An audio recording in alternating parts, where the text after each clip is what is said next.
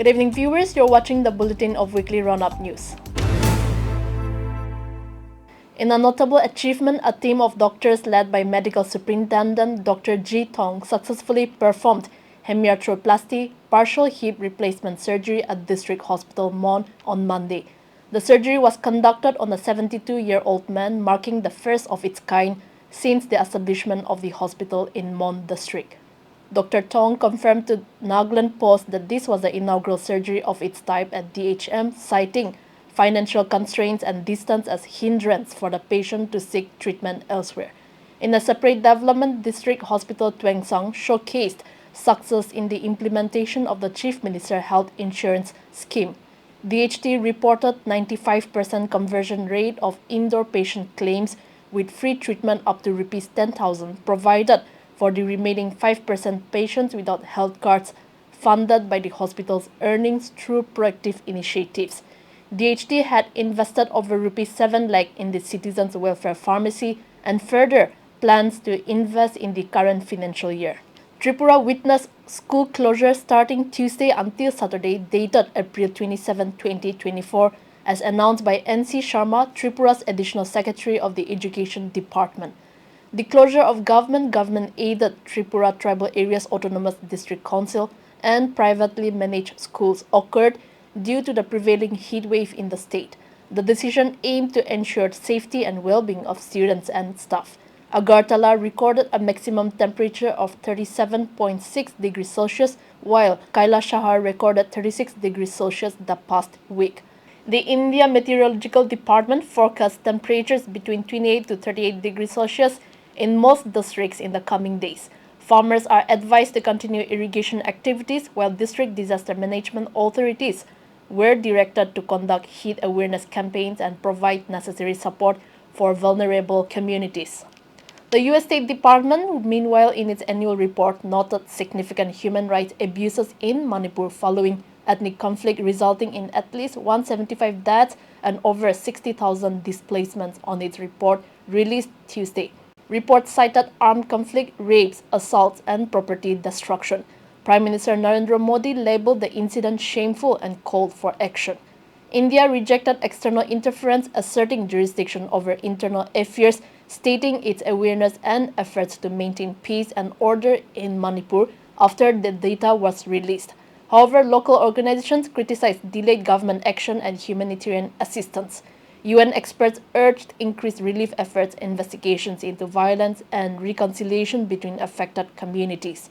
The report also mentioned raids on the BBC office in India and the conviction of Rahul Gandhi. Following the controversial statements by the Prime Minister Narendra Modi, global news organizations on Wednesday criticized Prime Minister Narendra Modi for making openly communal remarks during an election rally in Rajasthan's Banswara. While the Election Commission declined to comment, global media labeled Modi's words as hate speech. The Bharatiya Janata Party (BJP) has had a history of portraying Muslims negatively, including labeling them as infiltrators and promoting conspiracy theories about their population growth. CNN highlighted accusations against Modi and the BJP for driving religious polarization and fostering Islamophobia in India.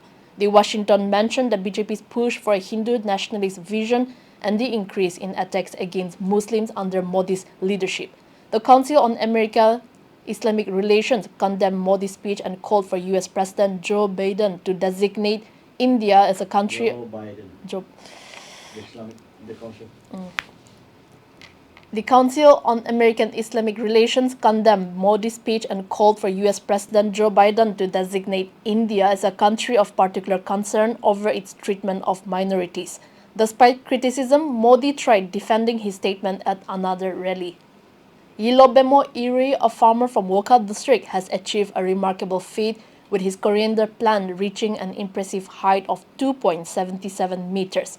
This achievement has propelled him into the first phase of the Guinness World Record process on Thursday in New Woka village, a collaborative effort from various departments including District Administration, Department of Horti and Agri, KVK and Land Records and Survey facilitated the evidence verification. Following the successful completion of the evidence verification, the coriander plant has advanced to the second phase of the Guinness World Record process. On the international front, President Joe Biden signed a $95 billion as war aid measure for Ukraine, Israel, and Taiwan. Despite the funding request dating back to August, Biden announced the beginning of the transfer of an initial aid package for Ukraine totaling about $61 billion. This aid includes air defense capabilities, artillery rounds, armored vehicles, and other weapons to support Ukrainian forces. However, the long-term prospect for Ukraine's recovery remain uncertain given months of setbacks and infrastructure damage. House Speaker Mike Johnson delayed a vote on the aid package influenced by members of his party's far-right wing. Along with the rest of the nation, the second quarterly National Lok Adalat People's Court for 2024 will be observed in all the district headquarters under the aegis of the Nagaland State Legal Services Authority on May 11, as announced by the Nagaland State Legal Services Authority on Friday. During the occasion, 11 Lok Adalat benches by the District Legal Services Authority will be set up.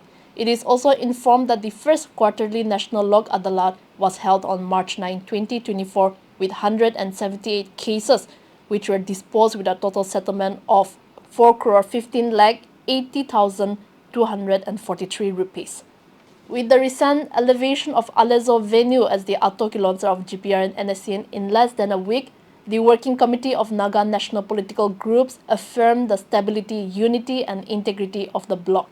Co-conveners Y Wangting Naga, Jopra Vero, Q Makam, Shitoho Chopi, Toshi Waling, and Isak Sumi clarified that despite publicized misunderstandings within certain NNPG affiliates, the group remains united. They reiterated that the agreed position signed with the central government represents the collective endorsement and mandate of the Naga people, emphasizing the group's commitment to higher purposes beyond individual or organization interest. They urged Nagas to remain steadfast and not be swayed by minor differences. The indefinite ban proposed by the business associations due to overwhelming illegal taxation, which began on 26 April. The ban will be partially lifted on Monday between 12 p.m. to 6 p.m. in order to enable procurement of essentials by the public.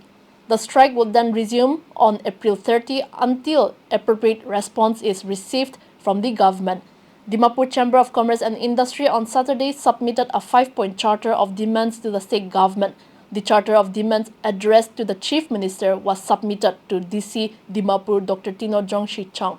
The CCI stated 5 pointers which may be followed as: state government must clarify whether taxations by Naga political groups was legal or illegal, whether business community should pay GST or taxation to NPGs, to declare it illegal for NPG officers, camps and monitoring cells to summon business community.